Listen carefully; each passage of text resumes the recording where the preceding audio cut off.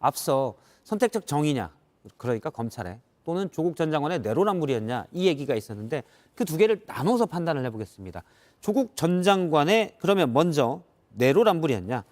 앞서 양지열 변호사님 얘기도 들었는데 신 변호사님은 어떻게 보십니까? 뭐 저는 사실 지금 이재명 대표에 대해서도 뭐 정치 탄압이다, 야당 보복이다, 뭐 이런 식의 얘기들이 많이 나오고 있는데요.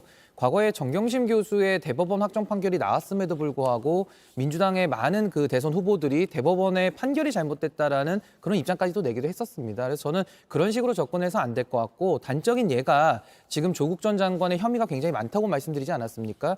그 중에서도 그 유재수 전 장관에 대한 감찰 무마 사건, 직권남용 혐의인데요. 그 김은경 전 환경부 장관이 블랙리스트 직권남용 혐의로 이제 구속 1심 때 법정 구속이 됐는데 그때 징역이 2년 6개월이었습니다. 그런데 지금 조국 전 장관은 직권남용, 민정수석이라는 그 권력기관을 컨트롤하는 그 위치에서 수사를 감찰을 무마하는 것까지 했고 또 입시 비리에 대해서도 여러 부분 지금 관여된 것이 나왔는데 징역 2년에 법정 구속도 안 됐다. 이 김은경 장관 입장에서는 좀 억울할 수 있겠다 이런 생각을 좀 했습니다. 그러니까 직권남용이라고는 제목만 놓고 봤을 때는 신 변호사님처럼 말씀하실 수가 있겠지만 내용으로 들여다보면 사실 이거는 이제 환경부 장관 같은 경우는 누군가를 본인이 가지고 있던 자리에서 물러나게끔 만들었던 개인의 이익을 굉장히 침해했다라는 그런 혐의를 받았던 것이고 조 전 장관 같은 경우는 당시 민정수석으로서 민정수석의 권한 내에 해당하는 일을 한 것이냐 아니면 그렇지 않고 지금 과도하게 행사한 거냐 이게 문제가 됐고 재판부에서도 오늘 결론을 내면서도 이 부분에서는 재판부 내에 이견이 있었다라고 밝혔거든요. 그리고 더 나아가서는 금융감독원에서도 이 징계가 이루어지지 못하도록 막았다. 그 부분이 실질적으로 불이익을 주는 부분이었는데 그 부분에 대해서는 또 무죄가 나왔습니다. 그러니까 내용이 있어서 재판 전체가 입시비리 아까 말씀드린 것처럼 입시비리가 유죄로 나왔고 직권남용 일부가 유죄로 나왔지만 그 내용을 들여다보면 기존에 우리가 익히 봐왔던 사건들과는 질적으로 좀 차이가 있다는 것도 인정을 해야 하지 않을까 싶습니다. 이 부분은 제가 조금만 설명을 드리면 당시 김은경 전 장관의 경우에도 블랙리스트 사건이고 당시에는 윗선이 있었다까지도 확인이 됐음에도 불구하고 사실 김은경 장관이 억울하게 책임을 많이 졌는데 사실 조국 전 장관 사건의 경우에는 민정수석이라는 것이 지금은 없어졌습니다만은 사실 사정기관의 최종 컨트롤 타워 아니겠습니까? 막강한 권력을 가지고 컨트롤하는 자리인데 거기서 그런 예를 들면 이런 직권 남용의 혐의가 나왔다는 것은 좀 매우 좀 심각한 그런 문제의식을 가지고 있는 국민들도 많은 것 같습니다. 예. 일단 메인 뉴스에서 하다 보니 시간이 많지 않아서 제가 많지 않다고 말씀드렸더니 두 분 다 말씀이 약간은 빠르신데 조금은 천천히 하셔도 됩니다. 네. 예. 일단은 그러면 양지열 변호사님께 다시 한번 여쭤보면 조국 전 장관의 입시 비리 혐의 감찰 무마에 대한 직권남용 이런 부분들은 일부 유죄가 있지만 물론 죄는 있죠. 죄는 있지만 그렇게 큰 죄는 아니다라는 말씀이죠. 다른 것보다도 권력형 비리라고 볼 수 있는 부분들이 그렇게 많이 보이지 않는다는 거예요. 아까 말씀하신 직권남용 부분에 한해서도 이 민정수석이 가지고 있는 막강한 권한을 이용해서 누군가를 괴롭혔다거나 뭐 민간 사찰을 했다거나 이런 내용이 해당하는 건 아니었고 입시비리라고 지목된 부분들도 그거는 민정수석과는 아예 관계가 없었던 부분이고요. 그나마도 말씀드린 것처럼 예를 들어서 학교의 뭐 총장이라든가 이런 분들과 결탁을 해서 없는 어떤 과정을 만들어냈다거나 뭐 뒤에 어떻게 부정한 방법으로 입시를 했다는 게 아니라 뭐 유죄를 인정한다는 부분이 조금은 어떻게 보면은 좀 교수로서의 품위와 관련된 부분에 오히려 더 가까운 그런 내용들이었지 않습니까? 그러면 좀 더 짧게 이렇게 여쭤보면 어떨까요? 그러니까 당시에 저도 기억이 나지만 2019년 가을에 논란이 됐던 거는 과연 조 전 장관이 내로남불이냐라는 거였거든요. 그 부분에서는 어떻게 보십니까? 조 전 장관은 그 부분에 대해서만큼은 본인도 도덕적으로 개인적으로 사과를 했죠. 그러니까 본인이 밝혀왔던 것처럼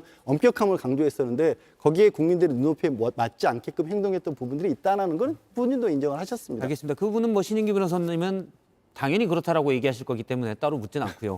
그럼 다음 얘기로 넘어가겠습니다. 앞서 제가 두 가지를 얘기하겠는데 양지열 변호사님이 초반에 계속 말씀하신 게 검찰의 과도한 수사였다라고 얘기했거든요. 그 부분에 대해서는 어떻게 보십니까? 근데 그 과도한 수사라는 게 예를 들면 영장의 뭐 횟수가 많다 이런 비판일 것 같은데요. 그것은 사실 영장이라는 것이 청구는 검사가 합니다만은 결국 발부는 법원에서 하기 때문에 검찰권 남용으로 바라보기는 좀 쉽지 않을 것 같고요. 그리고 검찰의 이런 수사에 대해서도 뭐 여죄 얘기, 뭐 예를 들면 하나의 혐의를 가지고 별건으로 수사했다 이런 얘기들도 많이 하고 있거든요. 근데 거기에 대해서는 사실 조국 전 장관이라고 해서 범죄의 성역이 될 수는 없는 것인데 사모펀드로 수사를 시작했다 하더라도 당시 문재인 검찰하에서 사실 내부적인 권력 투쟁이었거든요. 그런 걸 봤을 때 혐의가 나왔는데 그걸 또 덮어줄 수는 없는 거 아니겠습니까? 또 하나는 이것이 내부에서 인지해서 수사했다라기보다는 관련된 혐의들에 대한 고발이 많이 들어간 사안이었기 때문에 고발이 들어온 것은 당연히 검찰이 수사하는 것은 직업적 의무다. 저는 이렇게 생각하기 때문에 이걸 너무 정치적으로 해석하는 것은 좀 맞지 않는다. 저는 이렇게 생각합니다. 그냥 결론만 놓고 봤었을 때 그때 당시에 사실 2019년도에 거의 뭐 한쪽은 광화문에 한쪽은 서초동에서 국민들의 의견이 갈라질 정도로 이 수사를 둘러싼 이 보는 시각이 완전히 달랐지 예. 않습니까? 그리고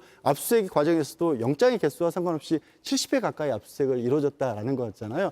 말씀하신 것처럼 고위직에 있었다고 해서 어떤 범죄를 덮어줄 수는 없겠지만 고위직에 있었다는 이유로 그렇게 강도 있게 수사하는 게 과연 맞느냐.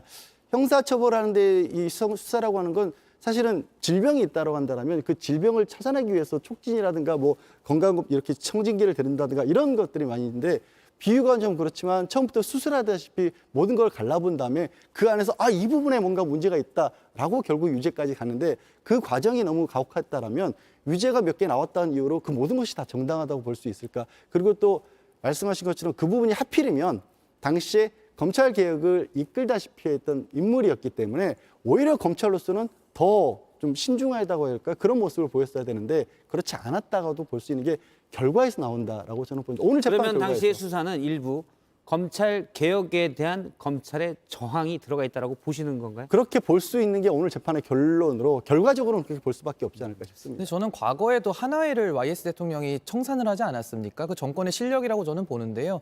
문재인 정부 하에서 이루어진 것이 과도한 수사였고 잘못됐다라고 한다면은 저는 또 반대로 그 윤석열 총장을 임명했고 그 가운데에서 2년간의 추미애 장관하고의 그 어마어마한 갈등을 했는데 아무것도 조율하지 않고 이런 식으로 검찰 개혁을 이제 와서는 실패했다라고 인정을 하는 이제 민주당 인사분들이 많거든요. 그래서 저는 문재인 정부 하에서 이루어진 일들에서 본인들의 이런 수사의 뭐 과도함이나 여러 가지를 비판한다면 전 자가당착이고 자기에 대한 스스로의 부정이다. 전 그렇게 생각할 수밖에 없다 이렇게 생각합니다.